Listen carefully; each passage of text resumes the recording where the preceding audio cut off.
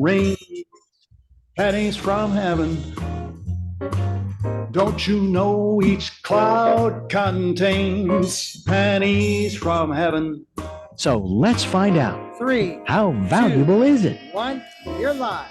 Hello, Santa Barbara. It's your chantress of everything valuable and beautiful, Elizabeth Stewart, and our wonderful opera brought to our attention a fantastic show that's being mounted. And I thought, oh, I have to cover this. Opera Santa Barbara, their byline is Life Set to Music.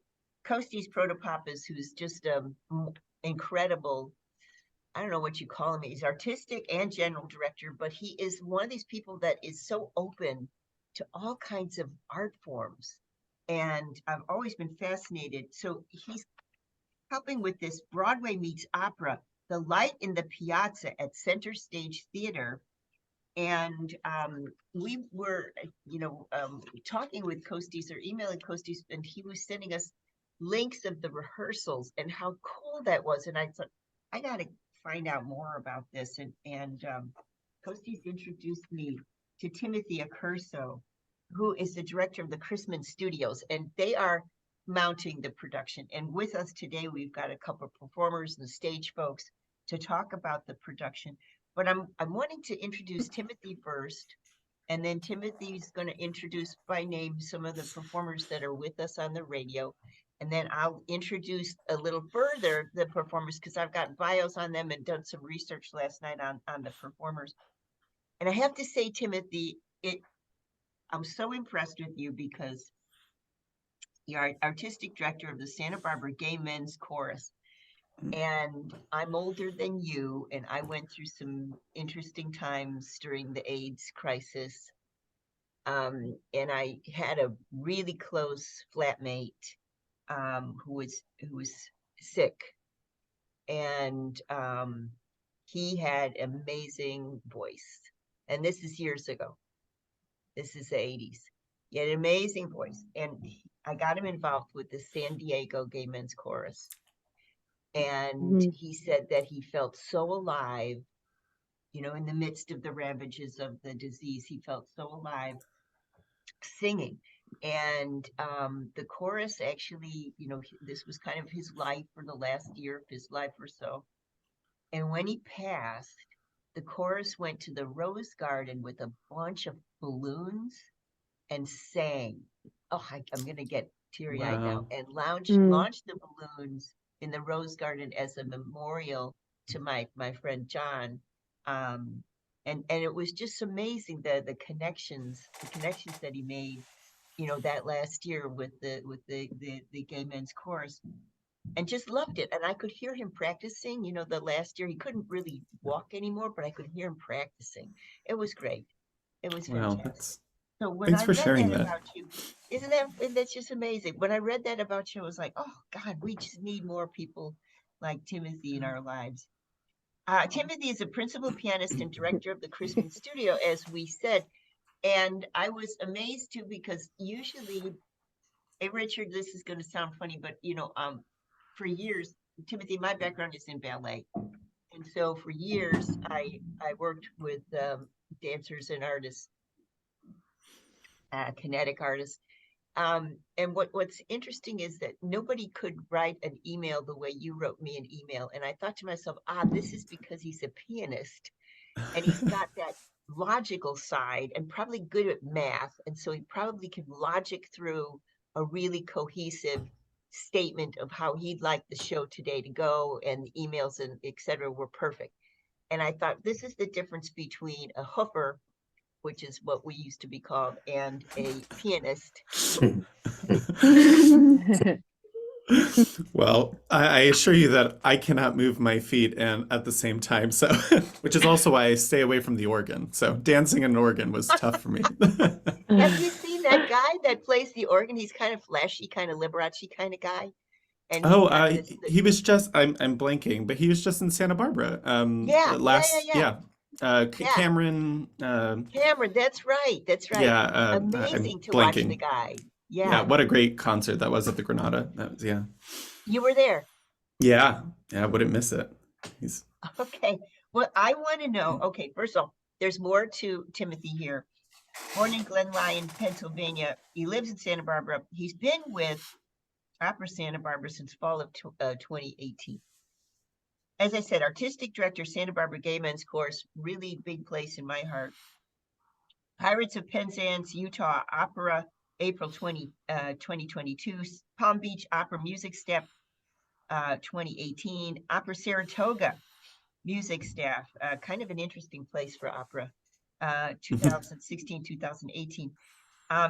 You have to know as artistic director of the Santa Barbara Gay Men's Chorus, there's a concert going to happen May 22nd here in Santa Barbara, and I'll be there for sure. Santa Barbara First United Methodist Church. I think you've performed there before. Yeah. So I was at, I think, 1 or 2 concerts there. Oh, wonderful. The Valkyries, he's helping with the Valkyrie, which is also on the Santa Barbara Opera list, and La Traviata in Opera Las Vegas in June. Okay, tell us about Chrisman Studio, Timothy, and then maybe we could segue to introducing some of the performers and the stage folks that you've brought to us today. Of course. First of all, thank you for having us today. So the Chrisman Studio Artist programs or resident artist programs, sometimes they're called young artist programs, are a feature of most opera companies now. And they're professional singers, but they're at the beginnings of their career usually. So usually these programs offer training and then role experience as well. So in the past, we've had 4 artists, and usually we kind of have one of each voice type. So a soprano, a mezzo, a tenor, and then a baritone or a bass. And Costis and I, a few years ago, it was probably about 3 years ago now, right before the pandemic, we had auditions and everyone was just so good. And we're like, it's so sad that we only have 4 slots to fill. And when you only have 4 and you have a whole season and so many things to accommodate for, we found that the type of singer we needed was so specific and they had to be so good at so many things. And I felt like a lot of people were getting lost in the mix, even though they had great potential and had a lot to offer. So we decided to expand the program and kind of change some of our goals. So we decided that we really wanted to highlight California talent. We wanted to build on this regional and local talent. So we started only looking for California-based artists. And then we decided that we wouldn't have them live in Santa Barbara for the entirety of the season. In the past, those 4 artists would stay with us for the whole season, pretty much from October until April or May.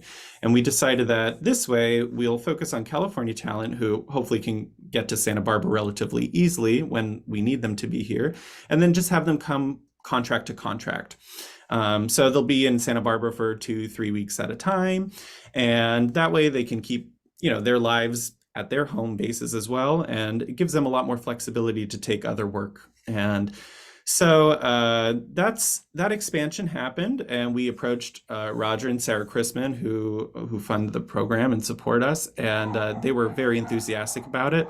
And so we went from having 4 artists to that next year we had 12 studio artists, and they came for different projects. And then this year we have 9, and we decided to put on a full production this year. Usually our studio showcase was just like a 45-minute short piece. We decided let's go all out this year and do a full production. And so to make that happen, we have some of our current studio artists, and we also have some alumni of our program, specifically Matt and Brooklyn, who are on this call. Matt and Brooklyn were studio artists with us during the COVID year. And we just felt like we didn't really get to give them enough opportunities while they were here. So we were really excited to bring them back to do this. So with me today on this call are Matt and Brooklyn. They'll be singing Clara Johnson and Fabrizio Naccarelli, the young couple in the show. Also performing with them is Cristina Pezzarosi, and she'll be singing the role of Margaret Johnson, who's the mother. And then my good friend Lena Shanakas, who is the stage director for the show. She's done directing for Opera Santa Barbara in every capacity now, and she also has long history with the company singing as well as a mezzo. But she has directed our youth opera in the past. She's directed our studio artists, and she has directed our main stage shows, most recently Tosca this fall. Okay, so let's go to quick break. Richard's giving us a sign. Hey, Richard. Yes, Hey, Richard. Elizabeth. There we are. Okay, let's go to quick break, and then I want to talk with Brooklyn and Matthew when we get back from the break.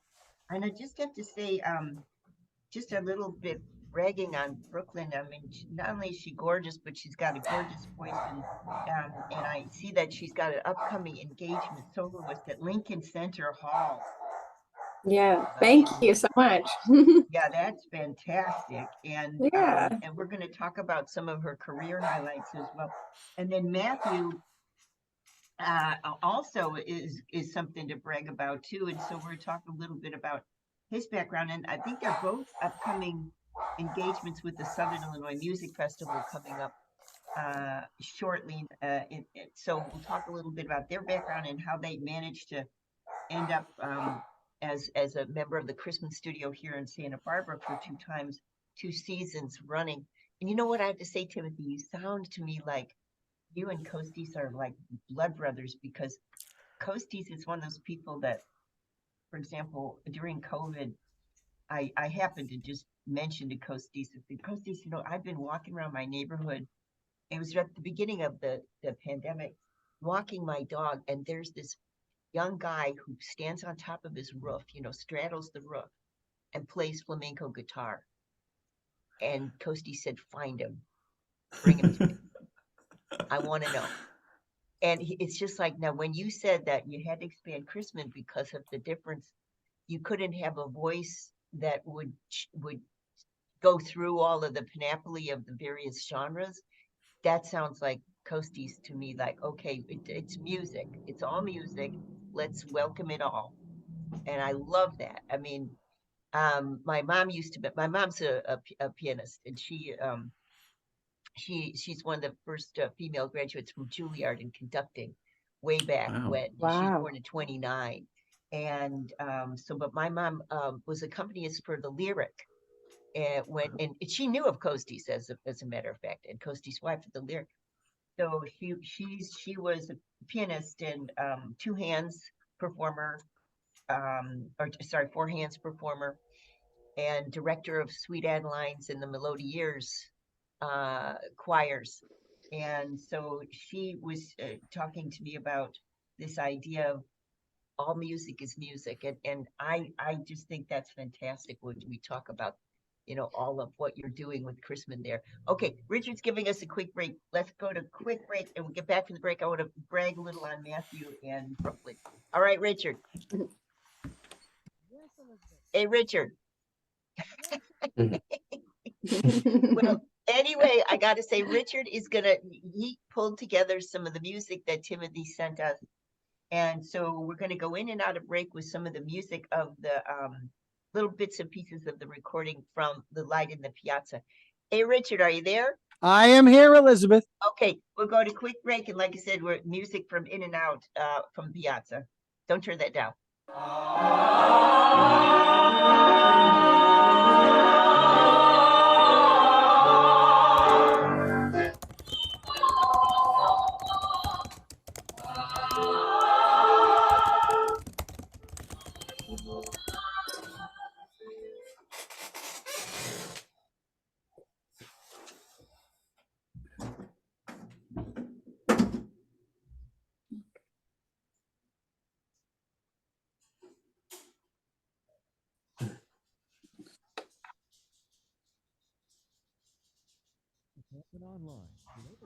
By the way, you're clear.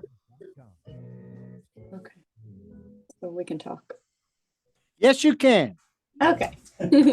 Thanks.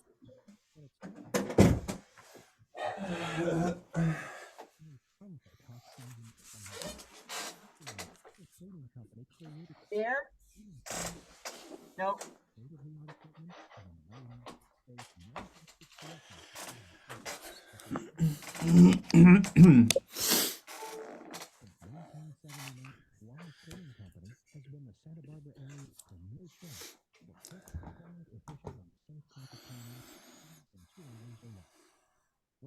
to clean your carpets at home or office, it's time to call a name you can trust at a price you can afford.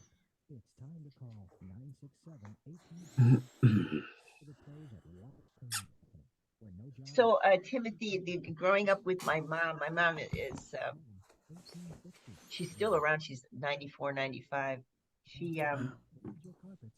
she taught music, she taught piano, taught voice, directed at Sweet Adeline's, which is a female barbershop, and then Mm. formed another barbershop group, the Melodiers, which that was her invention, which is a cappella female barbershop. And I remember, being a kid and going to all these rehearsals, and she and then she taught music in our little town. We had a little tiny brick house outside of Chicago, and she taught piano. Stand by. Okay. She was a pain because she had perfect pitch, and I Oh. never want to listen to her.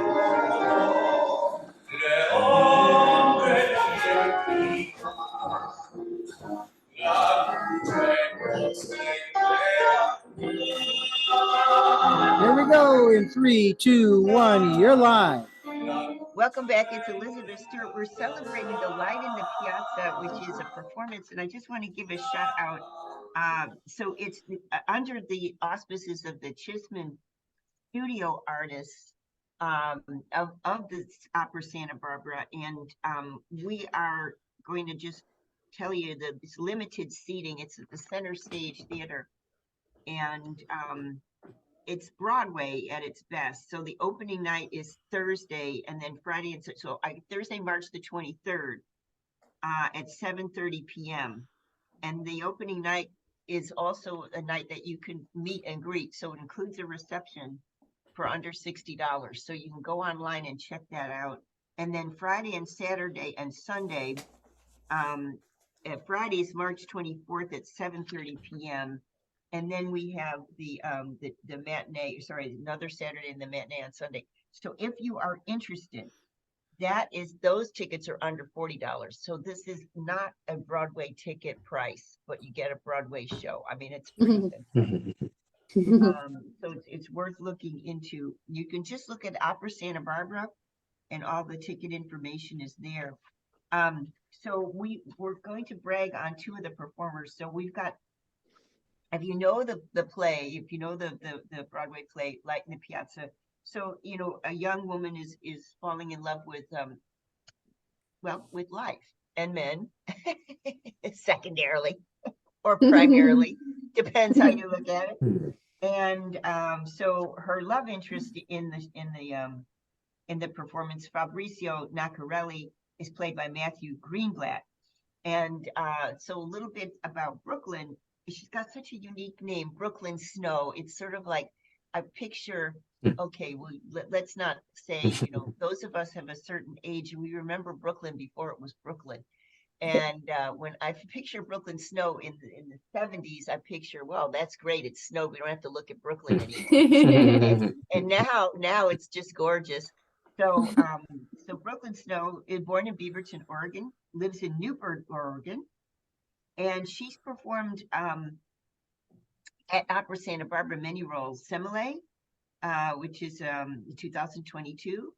I was just a cover. I was just a cover for that. Just a cover, okay. Yeah. Vogelinda, Rose in the Statue of Venus. Yeah. And then Jake Heggie, and Narina and Don Pascal. And then some career highlights she mentions. Musetta and La Boheme. And that's at the Eugene Opera. Yeah. 2023. Hey guys, Carnegie Hall soloist. 2022. Maria in West Side Story with the New Philharmonic Orchestra in Chicago. 2022. Nanette in Falstaff. That must have been cute. 2022. Anne in A Little Night Music. 2022. The Triumvirate, Olympia, Antonia, Giulietta in The Tales of Kaufman, 2021. And then Candide in 2019. And then, like we said, she's going to go on and upcoming engagements as soloist at Lincoln Center Hall. So, Brooklyn, I was trying to figure out a question for you, but I picture how high school must have been for you. Tell me. What do you picture? Well, I picture, so Richard knows this about me, but I would not have graduated high school if there wasn't a music department and a dance department and an art department. Yeah. Because I could do nothing but the arts. Yes. And we had, now, like I said, quite a bit older, but we had a bunch of kids that were either talented dancers, singers, actors, and we were a really tight group, and we are all in our late 50s, early 60s, and we're still a tight group from that music department in our high school in Illinois.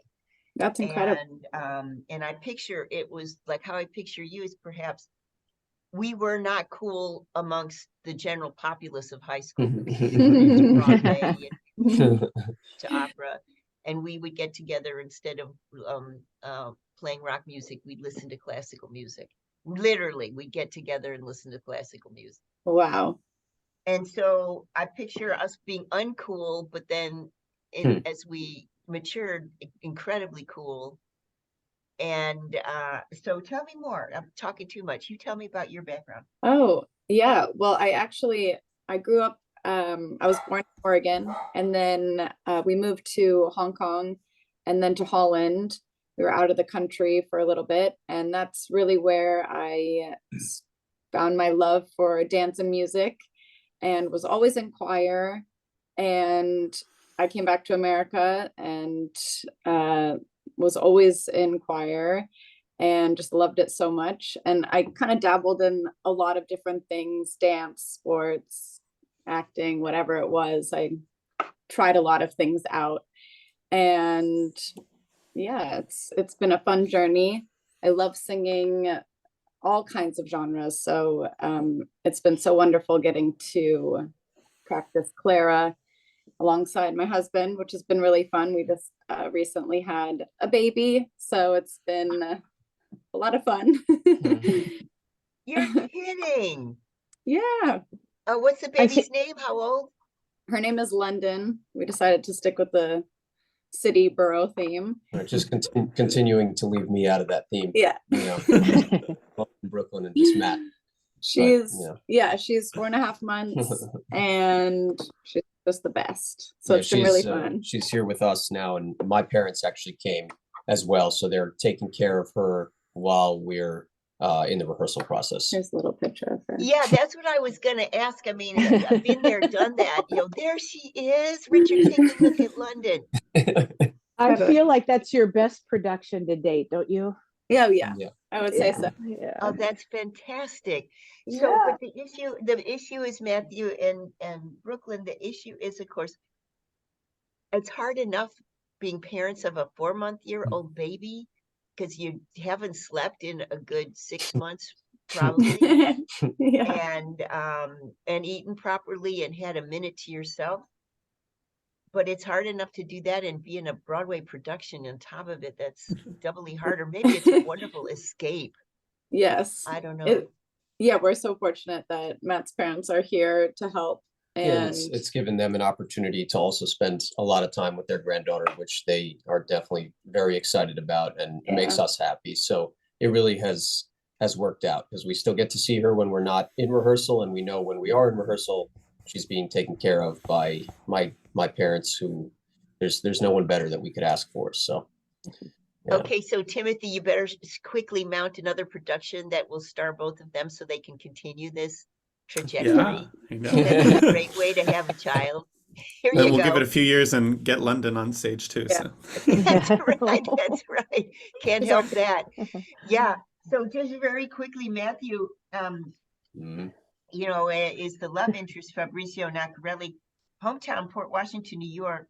He also lives in Newburgh, and we find out that Brooklyn Snow is his wife. They just had a beautiful little girl 4.5 months ago, London. Yeah. And he's previously performed the cover of Jupiter in Semele. He's a Christmas studio artist. Beyondia, the song cycle in 2021. He has, of course, been a wonderful Tony in West Side Story, and he's performed the New Philharmonic Orchestra in Chicago. He is also a Carnegie Hall soloist and has performed in Falstaff with Union Avenue Opera. And he, like I said, both of them will be at the Southern Illinois Music Festival this summer.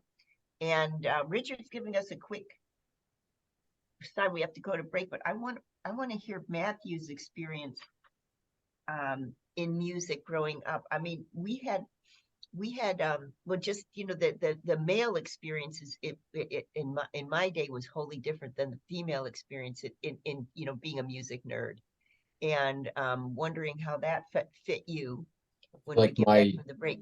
trajectory was similar to yours. It got cooler over time. Yeah, right. I say to, you know, my partner is 10 years younger than I am, and I say, so he's from a different generation.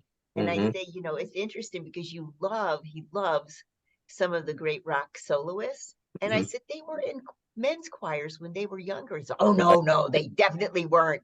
Definitely weren't. They were not cool. I said, he says, they were always cool. No, they weren't. They were music nerds, especially the ones that were classically trained. They didn't jump out with their boots on cool.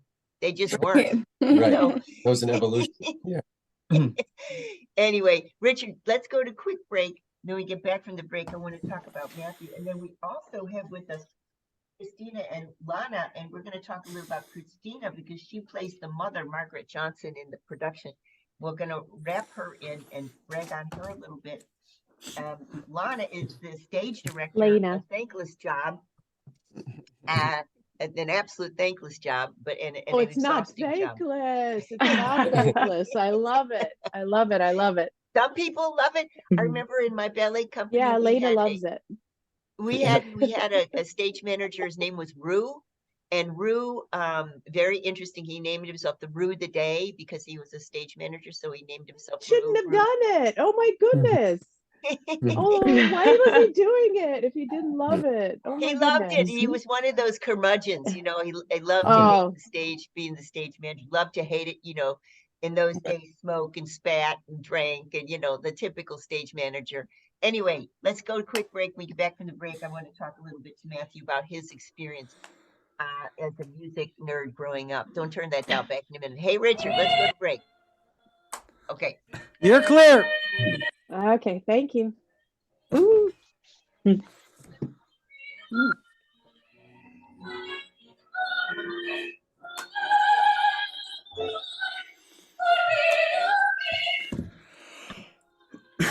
Listen to yourself. Especially over Zoom. Right.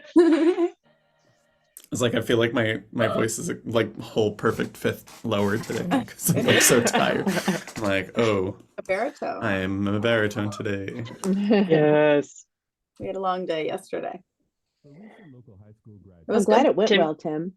Yeah, the orchestra. Yeah, You want to call them?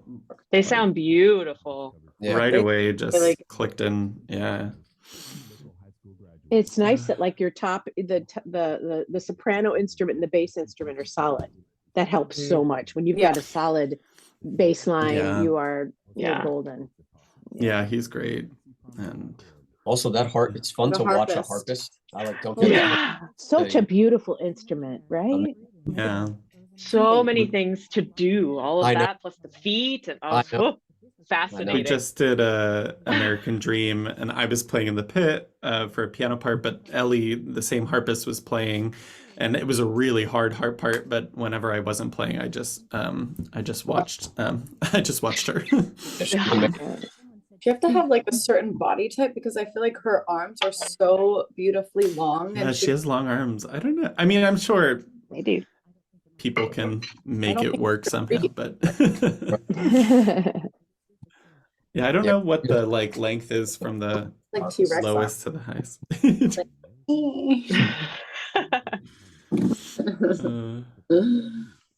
One of the problems with I don't know that if this happens, but I know my mom developed carpal tunnel, and she had to have a couple of operations on her hands, and she's a Mhm. pianist. And you see me limping around. I'm on my third hip operation, you know, Oh, because wow. in ballet, the hip is Yeah. this turn Yeah. out there that, you know, when you get to be a certain age, it's not fortuitous.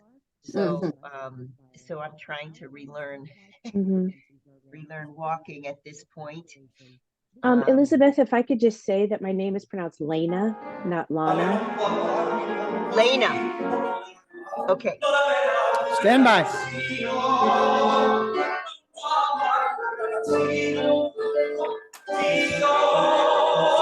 3, 2, 1, you're live. Welcome back. It's Elizabeth Stewart. We're talking with the cast and some of the crew of Light in the Piazza. Its performance is March 23rd to the 26th at the Center Stage Theater, featuring the Christmas Studio Artists. And the Christmas Studio Artists are the young artists of the Santa Barbara Opera Santa Barbara, I should say the right way.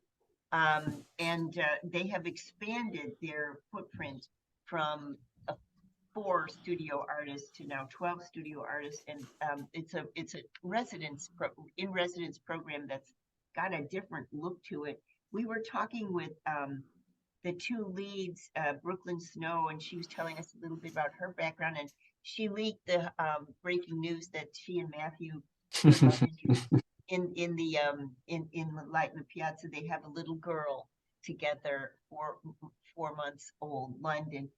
Matthew, tell me quickly your experience growing up.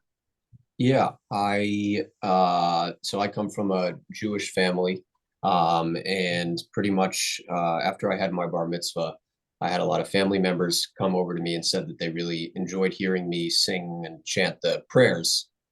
And my mom asked me if I wanted to take a voice lesson with a classical teacher. Her family is, my mom's side of the family are kind of opera fanatics. So my grandparents on my mom's side my grandpa was born in Vienna, and his uncle was actually an opera singer, and he sang throughout Europe before World War II. And my grandfather's mother was a concert pianist, and they were just at the opera all the time, always around it, since my great uncle, I guess, was a singer. And so it's always just been a part of my family. And so that's kind of what got me into it. And I took one lesson, and the teacher had me sing a Neapolitan art song, a few phrases from a Neapolitan art song, and I immediately fell in love with the music and just how it felt to sing that music and in that style. And I was pretty much hooked from there. So I was about 14 when when I started. You know, that is so interesting. So the DNA is there back in Vienna, and I had a sympathetic boyfriend at one point in my life, and that was the last time. But anyway, he's decided that he was going to take me to Milan and Vienna and hear the operas there, because I'd always wanted to hear the opera in Vienna because of the background there. And I can remember, Matthew, leaving the opera. I think it was La Boheme, but we were leaving the opera.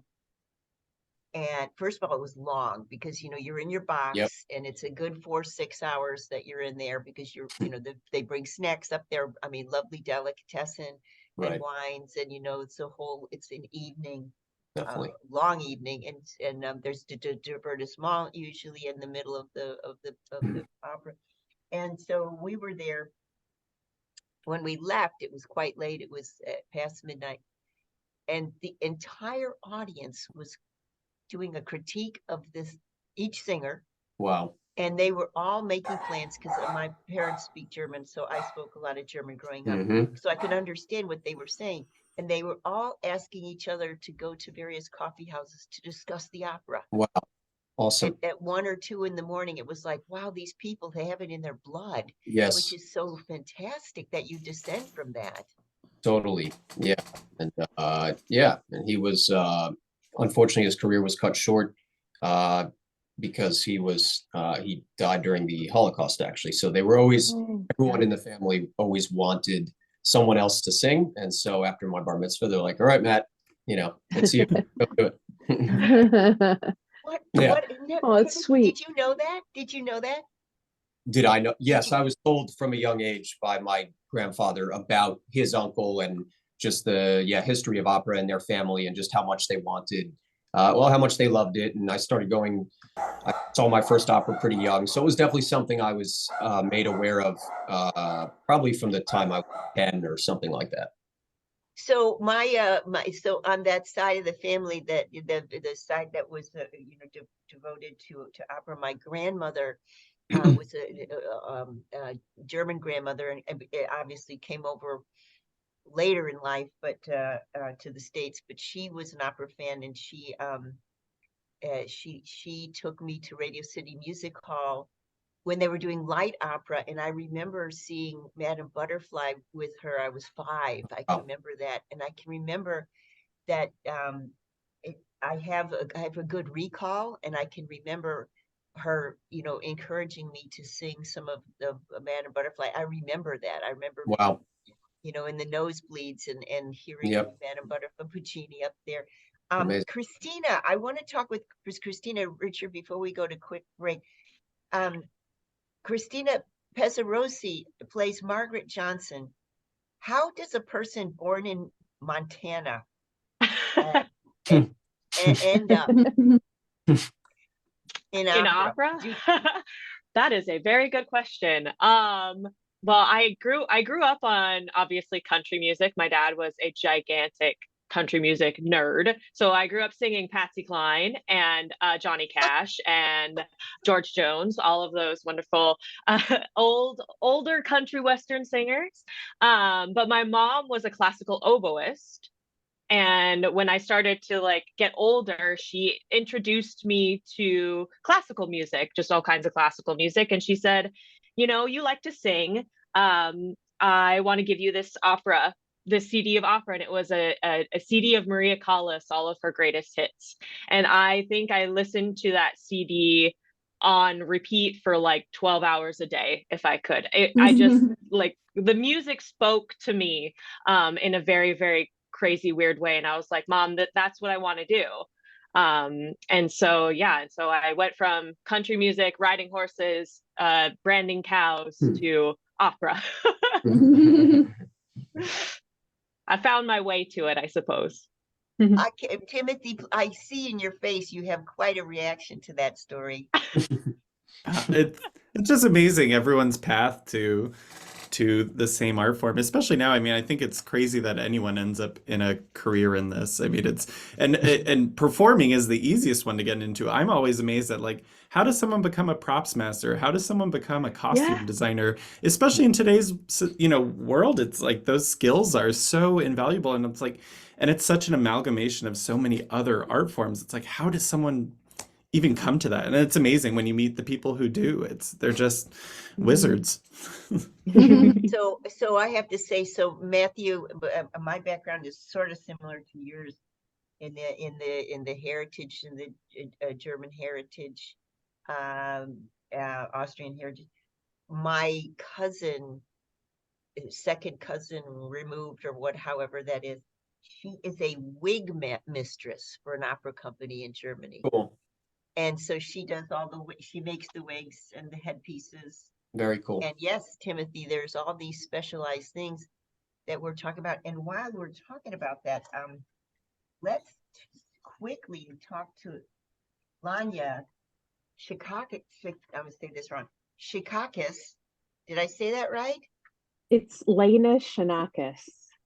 Lena Shanakis. But it's a hard name. And trust me when I tell you it's been spelled and pronounced every which way. So you're not alone. It's a hard one. Okay, now first of all, she's a teacher, and this is what sprung out of her bio last night to me. She's a stage director, stage manager. She's also a teacher, and I want to just say that she's won some major awards for her mounting of various operas all over the country, and we can talk a little bit about that. But she also has a private voice studio And she teaches people of all ages from 16 to 65. And she also is a vocal director for a theater in San Jose. But she has worked with our opera, for many, many performances. She won the 2021 American Prize for Opera Production for Livermore Valley's opera, A Florentine Tragedy and Giannisiki, and then the National Opera Association third prize for Postcard from Morocco for the San Jose State Opera Theater. And then she's directed many operas for San Jose. The list is long. And Yeah, then we don't have to go into all that. Nope. Okay, I won't. That's fine. And then she also, we talk about what she did for Opera Santa Barbara, Puccini's Tosca, Madama Butterfly. Oh no, she did that for Texas. But she's in Santa Barbara. She's directing the light in the Piazza. And then in June, upcoming, she will direct La Boheme for the Santa Cruz Opera Project. And then she'll direct Tosca for Amarillo Opera in October. And so she's, stage director, voice teacher. So she's got the technical skills, but hey, listen, she's also a mezzo soprano. So pretty amazing. She does it Talk all. talk I don't about know. Timothy, with a whole bag of tricks. She's got them all. Yeah. I So, think it's important now. I think we have to be very diverse in our career paths, not say no to things, and just, spread your wings in a lot of different areas of what we do. So I think that's I fell into a lot of them, but somebody told me once, never say no until you absolutely have to. So that's always kind of been my philosophy in life. So, as far as my career goes. Also, everything that you do is so demanding of time. I mean, basically, you run a voice academy for a lot of different age groups. And then I can only remember, our stage directors in my past, they were there first thing, rehearsal starts, and they're still there at 3 a.m. And I don't know how they did that. It's such a time-consuming position. It is. You have to have a team around you, right? I have 2 children and they're young adults now, and I have an incredible husband who's very, very supportive, and I've honed a wonderful group of supportive people around me over the years. And I think that's really the only way to go about it, is to make your own personal community who loves you and loves what you do and supports how you do it. And that's been, for me, it's really been my husband who's been on board, and my children who understand that if one person on the team isn't happy, then the whole team isn't happy. So we have to try to follow our bliss and our passions. And they learned that at a young age. So it took some conditioning, but we all got there eventually. So I want to go to quick break, but I'm really interested to know your thoughts on this, because I think one of the reasons that my mom and dad didn't stay together, my mom was, like I said, she was accompanist for the Lyric and in Chicago, and then she was a piano teacher, she was a choral director, she ran quite a few women's barbershop courses, and my dad could not sing, he could not play, he had no musical ability, he couldn't really understand what she was up to. He didn't think it was important, so there wasn't like the support system. So my question when we get back from the break for you is, do you think that you have to have, you said your team, does your team have to understand your love for music to be part of the team? That's what I want to know, because it's something about my own past that I've always wondered. Hey, Richard. Yes, Elizabeth. Okay, let's go to quick break. And just another shout out, Opera Santa Barbara's The Light in the Piazza with the Christmas Studio Artists. They're their young talent. March the 23rd to the 26th at Center Stage Theater. It's a smaller theater, gang. So, dear listener, it's a 120-seat theater. So we have to be cautious and get our tickets early. March 23rd, March 24th, 25th, 26th. So we're gonna get our tickets early. They range in price. The opening night is under $60, and the rest of the run, Friday, Saturday, and Sunday, is under $40. Just go online and check it out. It's a coming of age young love in romantic 1950s Florence. And it's described as a score full of beautiful melodies and Tuscan sunlight. It's perfect for what we're going through right now in this what do you call it? This rain-drenched Santa Barbara time. Don't turn that down. But back in a minute, I want to hear from Vanya when we get back from the break. Her idea of her support team. I think that's an important topic. Richard. Yes, Richard. Elizabeth. Okay, let's go to quick break. You're clear.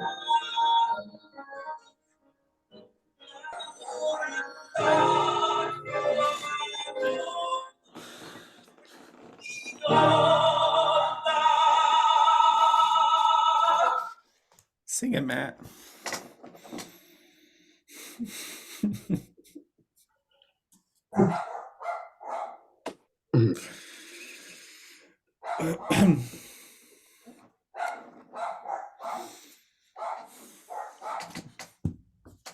Okay, so where are you right now, Matthew? My parents and Brooklyn and I, we all rented a house together. So we're in Santa Barbara, and we rented a house through Airbnb that we could all stay in together for the month of March. That's fantastic. I mean, talk about a gang, Lon, you talk about a gang that is supportive, that's fantastic. So lucky. Yeah, we're lucky. My dad works remotely, so it allows him to primarily remotely. So there's some flexibility there. And they jumped at the opportunity to come to Santa Barbara and to spend a month with their granddaughter, since they live across the country from us, because they live in New York still and we're in Oregon. So. And your parents, obviously, they're very supportive of a life in the theater. They're very supportive of a life in the theater. Yeah, they are. You know what my dad said? This is the same dad that I was telling Lanya about, that he didn't have a musical bone in his body. So when I was in summer stock, fresh out of high school, and I was in summer stock, we were touring the country. And so, I was nothing. I was in the Corps. And I remember we were touring with Showboat, and I happened to pass through my dad's town, and we went out for dinner. And he said, "Listen, you need to have a career." I said, "Well, Dad, I really like doing this." He says, No. If you're going to perform, you need to be like a performer, like be on a soap opera. At least they make money. Don't be on like regional theater stages. They make no money. If you're going to be a performer, be on a soap opera. At least, they're acting and they're getting paid for it. So why don't you be on a soap opera? It's like, Dad. Elizabeth, you're going to have 3 minutes. 3 minutes. I see that. Okay, so Lonnie's going to tell us about her group. One more time. It's Lena. Just. Why can't I get that, Lena? You're all good.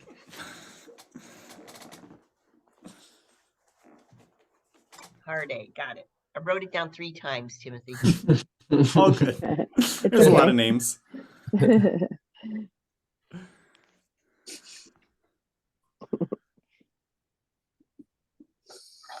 But yeah, that's so it's like, Dad, I really don't want to be in the soap opera on TV. Right. It's really not, High drama. That wasn't the dream. Right. That's not the dream. No, but he didn't get it. Yeah, no, I understand. It's tough if you're not, to your point, if it's not a field that you're in or are familiar with, or if you don't see a clear path to, financial stability, all those kind of things. I understand, I can totally get where people are coming from. Well, my dad said, why don't you take organ lessons if you're going to be talented on the keyboard, so you could at least play for a church and let your husband support you. It's like, Dad. Right. Yeah. No, to your point, when everyone's got to find their own path of, it's a tough career. It's a tough field. And so kind of like Lena was saying, you can't say no to anything.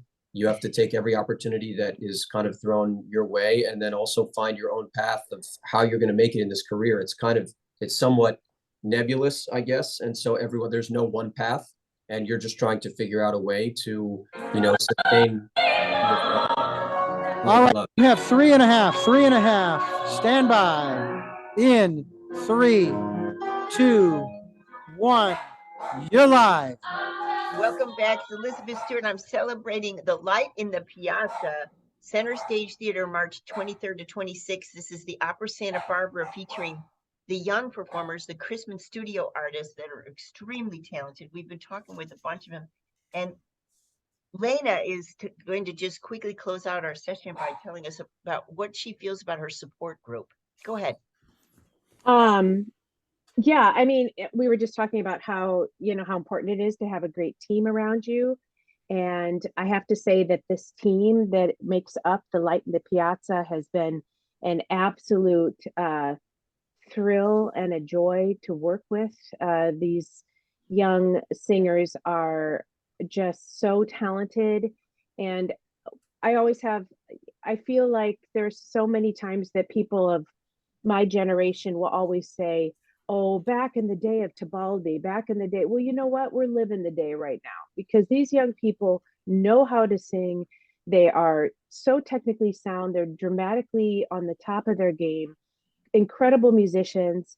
So I just feel very, very, very fortunate to have the opportunity to direct this gorgeous music, this gorgeous show, and be around this incredible environment of great artists. And from our stage manager, Courtney Mitchner, and Teresa Scarano, Stacey Loeb, we were just all pitching in, and we're doing this. And I just really, really would love to see packed houses and the weekend of performances. People, you don't want to miss this incredible, beautiful production.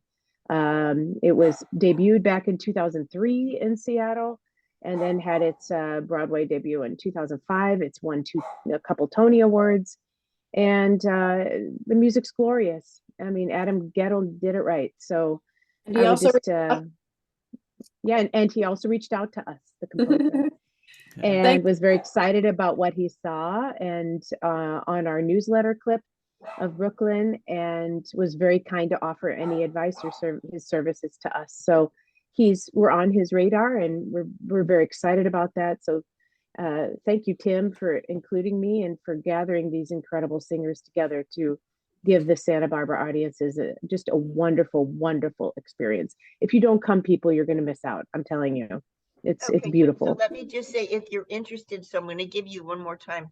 The Thursday, March 23rd at 7:30 p.m., Friday, March 24th at 7:30 p.m. The Thursday performance includes a reception, which I think is really worthwhile. You get to meet and greet. Sunday, March 25th at 7:30, and Saturday, March 25th at 7:30, and Sunday, March 26th is the matinee. And so if there's children or older folks around, this might be the perfect time. Sunday, March 26th. At 2:30, and you can find tickets reasonably under $40. Opera Santa Barbara, to go online and check it out. Thank you, guys. Thank you, Timothy.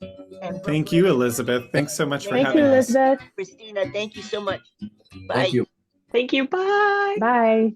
Bye. Bye. All right, you're clear. Okay, guys, so I'll send this to Timothy. Hi, I'm Chris Cullen. I'm Lisa Cullen. And I'm Leanna Finley. Our program is called Garden. Tonight at 8, and then again, God willing, on Sunday at 11, and you drum up some ticket sales there. And yeah, it's so interesting. So I just have to say, Timothy, so all of the kvetching my dad did about why the heck I haven't married rich, and I'm not, in soap operas and all this sort of thing. I'm the only one of his kids. He's had four of them that never relied on spouse for support, and never went into business or engineering or I've been in the arts and actually succeeded. So it's like, hey, Dad. And he realized that when he was older. He's like, wow,